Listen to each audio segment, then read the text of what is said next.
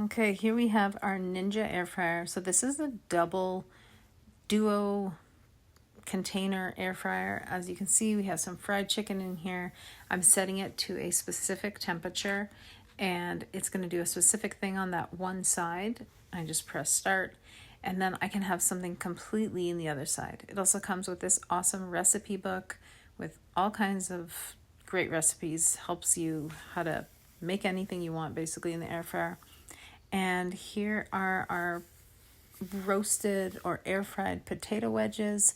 And again, you can set these at the same temperature, or you can have either one going at different times with the temperature as well as how long it takes to cook up the food, depending on what you're cooking.